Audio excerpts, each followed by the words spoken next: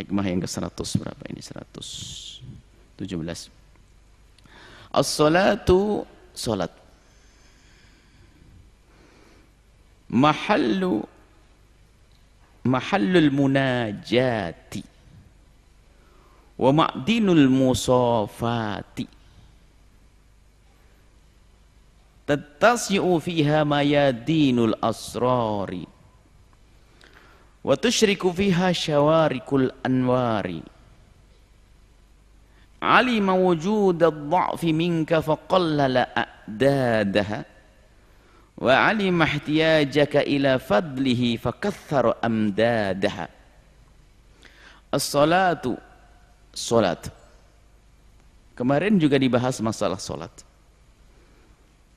Salat disebut sebagai tiang daripada ibadah. Salat adalah tempat seorang hamba bermunajah dengan Tuhannya.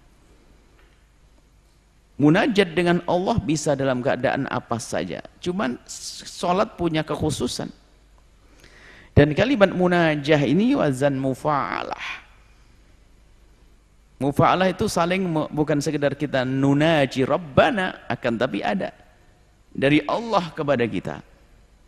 Seperti disebutkan kemarin di dalam hadis qudsi tentang qasamtu as-salata baini wa baina abdi, antara salat dibagi antara Allah dengan kita, itu adalah dialog manis. Kalau kita mengucapkan nanti wali abdi masa'al, terakhirnya bagi hambaku yang apa yang aku minta, hadis qudsi. Jadi dalam Fatihah itu kita dialog dengan Allah Subhanahu wa taala. Ini makna munajat. Bukan sekedar kita mengadu kepada Allah saja, tapi dalam salat itu, dalam hadis qudsi disebutkan betul-betul di situ terjadi kita mengadu, kita menyanjung Allah, Allah memberi kepada kita. Kemudian ini munajat. Jadi munajat yang spesial, sangat khusus. Wa ma'dinul musafati, dan salat ini adalah ma'din itu tempat keluarnya sesuatu yang berharga, atau bisa diartikan tambang. Musafati, musafat ini kalau orang itu biasanya kita pengalaman juga, setelah itu tidak lagi. Jadi kalau kita mau belanja itu ngambil dulu begitu, ngambil dulu, hitung-hitungannya akhir, itu tasfiyah, hitung-hitungan di akhir. Itu berat, itu ngambilnya gampang, bayarnya susah lah ini. Jadi musafat itu adalah kita itu hitung-hitungan dengan Allah, bukan maknanya hitung-hitungan. Maksudnya apa? Kita itu menyodorkan kepada Allah, ya Allah ini lo dosaku, berikan maaf kepadaku. Jadi kita ingin membebaskan supaya nggak ada utang dengan Allah. Utang kita dengan Allah adalah dosa. Maka waktu sholat adalah waktu Allah akan mengampuni dosa kita. Saat indah kita dengan Allah. Untuk kita, Rabbi firli warhamni wajburni warfa'ni warzuqni wahdini wa'afini. Kita waktu saat indah kita mengadu kepada Allah. Ini musafah. Jadi kita ingin beres-beresan dengan Allah, tuntas, berdamai. Kita ingin urusan kita dengan Allah beresin, dosa-dosa kita agar diampuni oleh Allah Subhanahu wa taala. Maka dengan salat, salat antara salat dengan salat pengampunan dosa dari Allah Subhanahu wa taala. Tattasi'u fiha mayadinul asrar, akan melebar, akan semakin luas di dalam salat. Mayadin seperti maidan. Jadi seolah-olah rahasia sir Allah, karunia Allah yang sifatnya maknawiyat, seperti ilhamat, rahamat, kemudian juga karomat yang Allah berikan kepada hamba, ini luas sekali di saat berada di dalam sholat. Asrar. Karena seorang hamba waktu melakukan sholat, dia meninggalkan urusannya dengan selain Allah Subhanahu wa taala. Dan dia dengan memulai munajatnya dengan mengucapkan kalimat agung, yaitu Allahu Akbar. Dia ingin meninggalkan, dia ingin memisahkan, dia menjauhkan daripada hiruk pikuk dunia. Maka ini mayadin. Maka di saat seperti itulah saat indahnya seorang hamba dengan Tuhannya. Dan juga di saat itulah akan ada asrar, karunia-karunia agung dari Allah yang sifatnya maknawiyat. di dalam sholat. Maka dari itu sholat akan menjadi sesuatu kegemaran yang sangat disukai oleh baginda Nabi.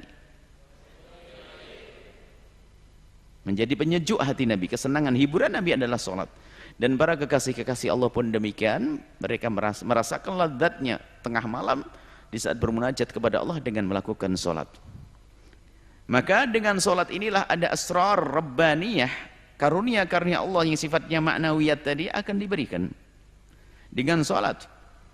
Dan termasuk di sini adalah asrar karunia Allah yang luar biasa yang Allah berikan kepada sholat pada hambanya waktu melakukan sholat adalah ini. Yang jarang dicermati adalah di saat Anda, jadi ada tajalli, Allah akan menampakkan dirinya kepada hambanya. Maknanya menampakkan bukan nampak, Allah tidak bisa dilihat di dunia, Allah bisa lihat nanti di surga. Maksudnya menampakkan hamba itu mengenal Allah saat itu. Maka karunia yang agung, amat agung yang Allah berikan kepada hambanya khususnya di waktu sholat adalah di saat seorang hamba bisa khusyuk di dalam sholatnya. Ini adalah sir minal asrar, artinya ada tajalli dari Allah, atau Allah telah menampakkan dirinya pada hambanya. Allah ambil hati seorang hamba agar tidak kemana-mana, kemudian seorang hamba tersebut bisa fokus di dalam bacaan-bacaannya, lalu khusyuk di dalam sholatnya. Ini karunia agung, itu sir minal asrar dari Allah subhanahu wa ta'ala. Maka di dalam sholat itu kita berlatih untuk mendapatkan itu. Kalau sudah orang biasa mendapatkan sir minal asrar di dalam sholat, terbiasa dengan Allah, maka nanti di luar sholat akan terus seperti itu. Maka medan seperti medan laga, medan, mayadin, lapangan luas. Maksudnya sholat adalah sarana yang amat besar untuk kita bisa mengenal Allah, melihat Allah dengan lihat batin, dengan batin. Maksudnya untuk kenal Allah, untuk ma'rifah kepada Allah dalam sholat. Hingga sampai kepada asrar, sir minal asrar yang Allah berikan kepada hambanya. Bagaimana tidak dia pertama kali mengucapkan Allahu Akbar. Kemudian setelah itu di saat akhir daripada sholatnya adalah kisah seperti Isra Mi'rajnya baginda Nabi. Kita menyanjung Allah, at-tahiyatul mubarakatus salawatut thayyibatul lillah, salam kepada Allah subhanahu wa ta'ala. Yang itu adalah salam baginda Nabi kepada Allah, dan salam kita kepada Allah. Kita at-tahiyatul, salam perdamaian, salam kebaikan, al-mubarakatuh yang penuh berkah, itu lillahi, milik Allah, hanya milik Allah subhanahu wa ta'ala. Nah, ini adalah saat indah kita dengan Allah subhanahu wa ta'ala di dalam sholat. Imam Haddad menyebutkan para kekasih Allah itu kalau sudah di dalam sholat itu kebahagiaannya luar biasa. Imam Ali bin Abi Bakar As-Sakran dikisahkan salah satu minas sholihin, apakah beliau atau yang lainnya, itu ada luka, ada nancap sesuatu di betisnya. Zaman dulu belum ada yang namanya obat bius, akan tapi kalau dicabut sakit memang. Akhirnya minta tolong, nak, nanti kalau abah lagi sholat cepat cabut ya. Setelah assalamualaikum ayahnya tanya, kenapa belum kau cabut nak? Sudah ya, oh sudah. Begitu di saat sholat nggak kerasa begitu. Wah, luar biasa kalau gitu. Sholat masih bingung digigit nyamuk ini. Ini dicabut sudah tidak terasa, dan itu mungkin sekali karena dia kalau konsen dengan sesuatu maka luka tidak terasa. Contohnya saja yang nggak jauh-jauh adalah anak kecil. Di saat lagi riang gembira dia bermain, lompat sana lompat sini, lari sana lari sini, di saat dimandikan ibundanya baru nangis. Kenapa? Ada pedih-pedih di kakinya, rupanya pada berdarah karena duri dan sebagainya. Waktu main nggak kerasa. Kenapa? Kegembiraannya, fokusnya kepada permainannya. Bagaimana seorang yang beriman kepada Allah, yang rindu kepada Allah, tentu di saat sudah dengan Allah maka akan lupa dengan yang lainnya. Nah, ini adalah makom juga. Mayadinil asrar, di sholat itulah orang berlatih untuk dengan Allah dan dengan Allah, sehingga nanti di luar dari sholat dia sudah terbiasa dengan Allah, maka sholat punya fungsi besar yaitu tanhanil fahsya'i wal munkar. Wa tusyriku fiha syawarikul anwar, maka dengan sholat akan menyala, tusyrik akan menyala. Fiha, di dalam sholat, syawarikul anwar, cahaya yang menyala, cahaya dan menyala. Syawarikul, ya, al-anwar asyarikah, yani cahaya yang memancar. Jadi pancaran cahaya apa? Cahaya ini macam ma'nawiyat semuanya ini. Ma'nawiyat, cahaya iman, cahaya takwa yang akan memancar pada diri seseorang, sehingga karena hatinya penuh dengan cahaya keimanan dan cahaya ketakwaan, maka muncullah pandangan yang penuh kasih dengan sesama, tidak akan berbuat zalim, merasa takut melakukan kemaksiatan, rindu melakukan kebaikan, menyesal di saat tidak bisa berbuat baik. Terus itu adalah syawarik, pancaran daripada cahaya tersebut. Dan ini diasah di waktu seorang hamba melakukan sholat. Sholat yang benar, sholat yang khusyuk, sholat yang benar-benar dengan Allah subhanahu wa ta'ala. Maka ada pembahasan tentang sholat khusyuk itu bagaimana sih? Khusyuk itu wahabi loh ya. Khusyuk itu adalah pemberian dari Allah. Makanya tadi tajalli, Allah menampakkan pada dirinya, pada hambanya dengan kekhusyuan seorang hamba. Sehingga seorang hamba dia melihat Allah dengan hatinya, maksudnya dia kenal Allah, ingat Allah, itu maksudnya. Jadi di dalam sholat kita, di dalam sholat-sholatnya. Nah, seorang hamba waktu melakukan sholat dengan khusyuk, hadir hati, maka khusyuk itu yang sesungguhnya. Dan khusyuk itu bagaimana? Ada sebagian mengatakan khusyuk itu apakah diam saja? Oh, belum tentu. Ada orang terlihat dia itu diam dan menunduk, merunduk, akan tapi ternyata pikirannya kemana-mana. Maka khusyuk zahir itu ada hubungannya dengan khusyuk batin. Maksud khusyuk batin juga ada hubungannya dengan khusyuk zahir. Hendaknya dua-duanya dihadirkan. Orang zahirnya khusyuk, tapi kalau batinnya khusyuk nggak ada guna. Tapi kalau orang batinnya khusyuk, zahirnya juga khusyuk. Sampai suatu ketika ada orang melakukan sholat ini sambil goyang-goyang. Goyang-goyang, apa kata baginda Nabi? La khasya'a qalbu hadza la khasha'at jawarihuhu. Kalau orang ini benar khusyuk hatinya, tentu anggotanya juga tenang. Khusyuan hati mempengaruhi kekhusyuan anggota. Adapun khusyuk di dalam salat adalah bagaimana kita bisa menghayati, merenungi apa yang kita baca, mentadabburi firman Allah yang kita baca, zikir-zikir yang kita baca itu. Jadi tidak usah kemana-mana. Itulah khusyuk.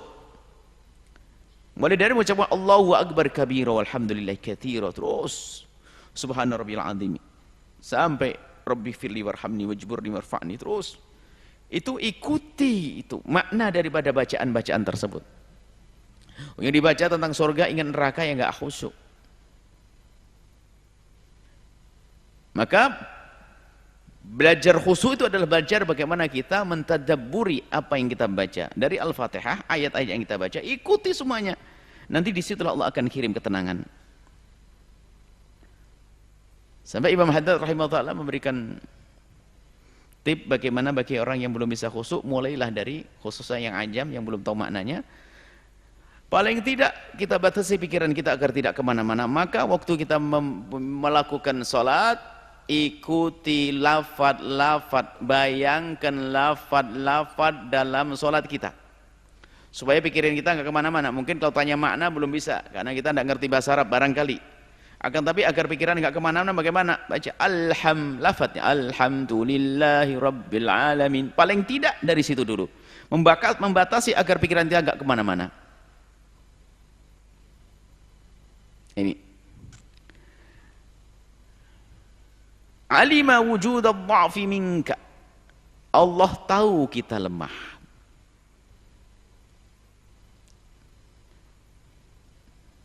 Nabi Musa tahu, Allah lebih tahu dari itu semuanya. Cuman begitulah kisah Allah mewahyukan kepada baginda Nabi sholat adalah dengan cara seperti itu. Dari 50 kali, 50 waktu sholat, 50 waktu. Seperti disebutkan kemarin, sebetulnya sholat itu zahirnya adalah taklif, beban, tapi hakikatnya adalah karunia. Maka yang bisa merasakan karunia ini sudah merasakan lezatnya iman. Untuk bertemu munajat dengan yang dicintai Allah Jalla Jalaluh, tentu dia akan senang, bukan menjadi beban. Jadi zahirnya adalah taklif, tapi hakikatnya adalah karunia, kenikmatan untuk munajat dengan Allah. Alim wujud dha'fi minka, Allah tahu kita ini lemah. Allah tahu dirimu itu lemah.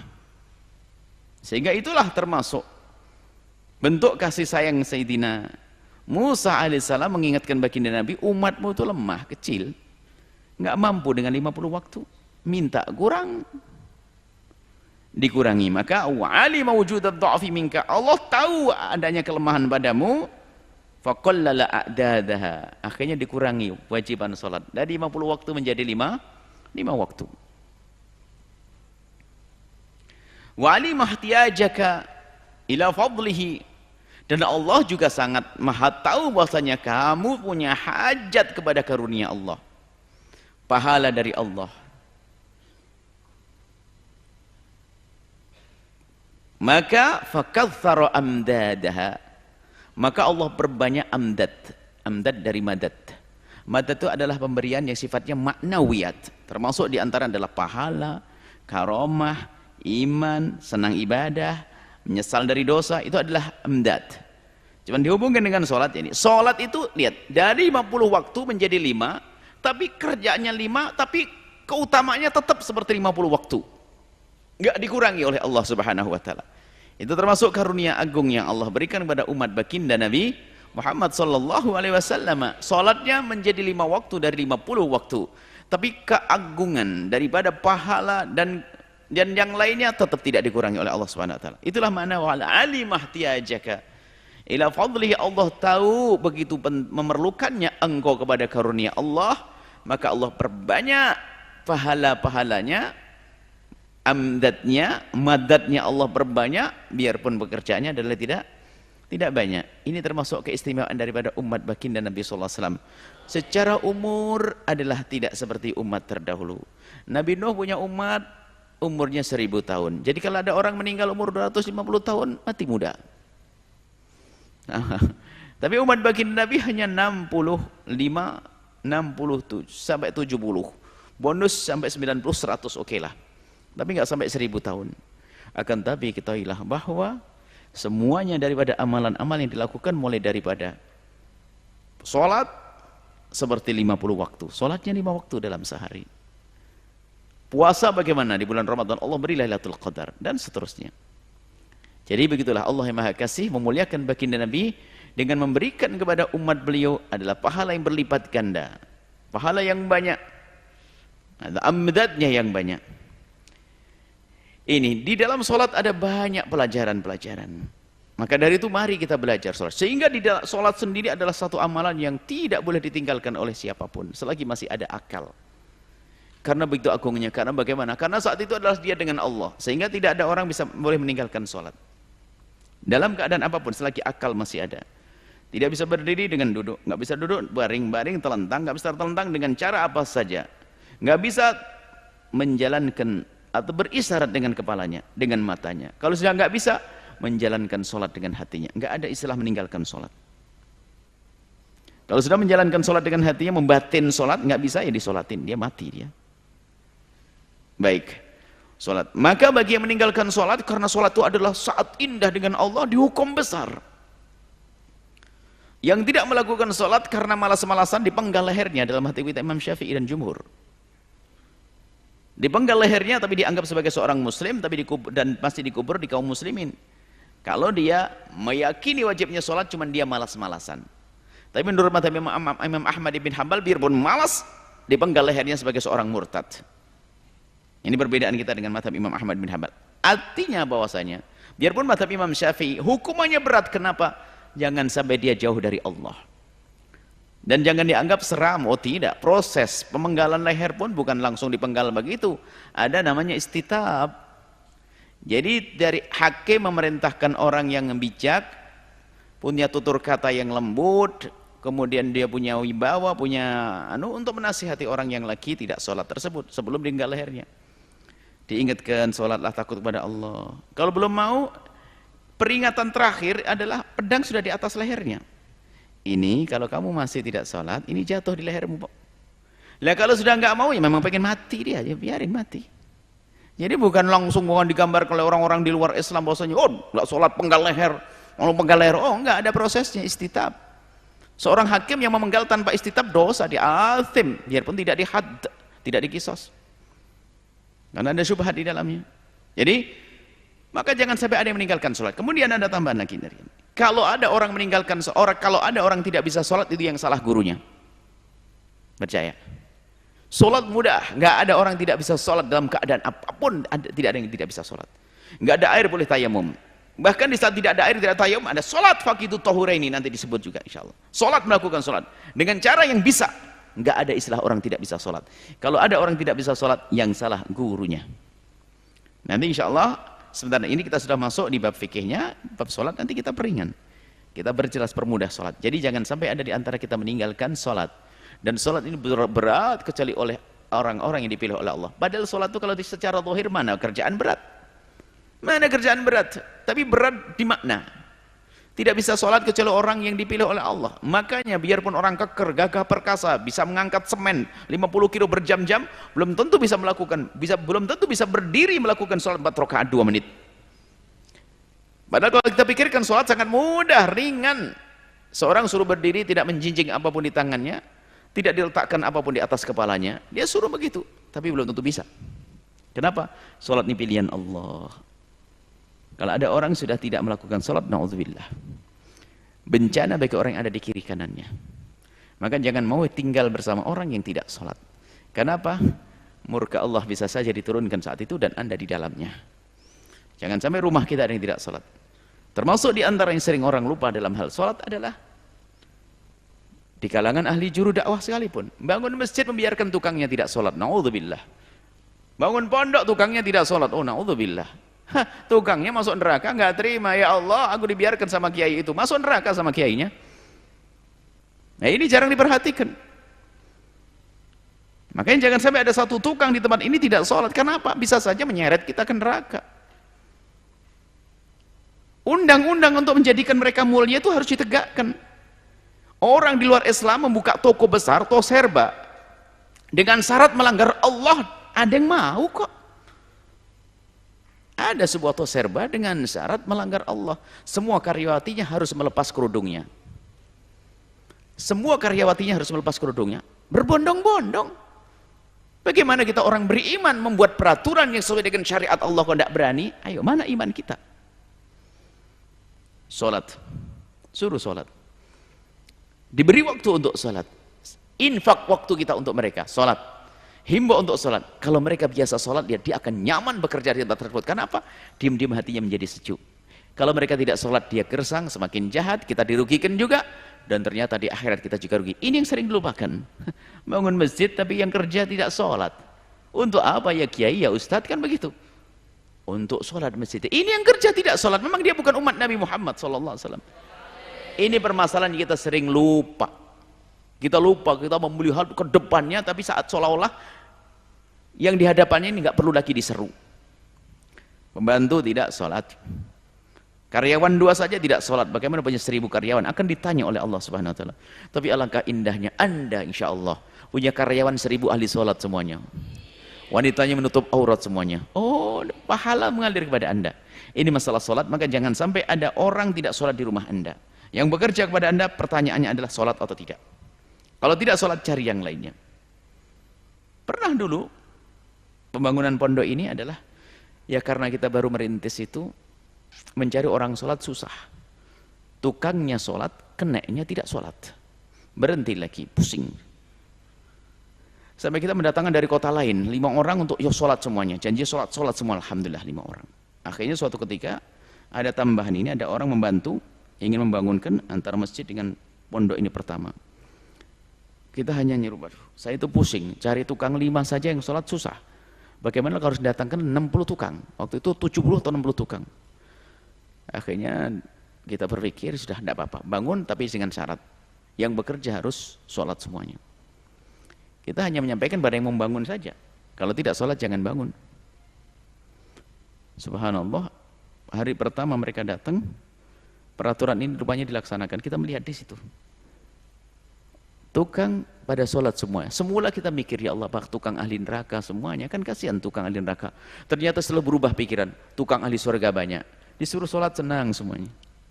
Sholat semuanya, wajib sholat, harus sholat jejer. Sampai hari ini kami sampaikan kepada semua pengurus-pengurus cabang dan yang lainnya, Al-Bahjah, kalau membangun apapun awas hati-hati. Orang bekerja harus sholat. Apapun waktu sholat harus sholat. Kalau tidak akan ditanya oleh Allah. Ini yang sering dilupakan. Sibuk ngajar santrinya sampai asyan ulama, tak taunya keseret ke neraka gara-gara apa? Tukang sapunya 2 tidak sholat, tukang batunya 2 tidak sholat. Itu umat Nabi Muhammad. Dan ternyata mereka itu tidak sholat bukan karena tidak mau sholat, karena selama ini sama bosnya tidak diberi kesempatan untuk sholat. Di saat diberi waktu untuk sholat, mereka senang, alhamdulillah saya bekerja di sini bisa sambil sholat. Karena hati kecil mereka iman, ada iman di dalam hati mereka. Kalau disuruh sholat mereka senang. Maka jangan ragu Anda menyuruh mereka untuk sholat, mengajarkan mereka sholat. Dan kami ingatkan lagi, sholat tidak ada yang susah. Baju kotor asalkan tidak najis boleh sholat. Penuh dengan lumpur, oli karena mungkin di bengkel, sholat dengan baju beroli sah karena oli tidak najis. Sujudnya di mana saja asalkan tidak kena air kencing secara langsung Anda melihatnya. Kotoran manusia, kotoran ayam, selagi tidak ada, bumi Allah suci semuanya, jangan dipersulit. Di matang sawah, di sawah yang penuh dengan lumpur, sujud di situ. Malaikat tersenyum, ini hamba Allah benar-benar pengen masuk surga ini. Tidak ada sajadah masuk sujud, jidatnya hitam kena lumpur, senang. Tidak apa-apa. Jadi jangan sampai ada yang meninggalkan sholat. Ini yang dihadirkan oleh Ibn Athaillah As-Sakandari, karena sholat tadi disebutkan saat munajat, musafat, ma'dinul ma'dinus musafat, kemudian dikatakan juga mayadinul asror. Ada keistimewaan sholat, jangan sampai kita tidak melakukan sholat, kita akan kehilangan sesuatu yang sangat besar. Lebih dari itu dosanya sangat besar, dosanya sangat besar. Semoga Allah menjadikan kita orang-orang yang menegakkan sholat, sholat yang sesungguhnya, yang punya pengaruh besar di saat kita keluar dari sholat, yaitu tanha anil fahsya'i wal munkar, wallahu a'lam bissawab.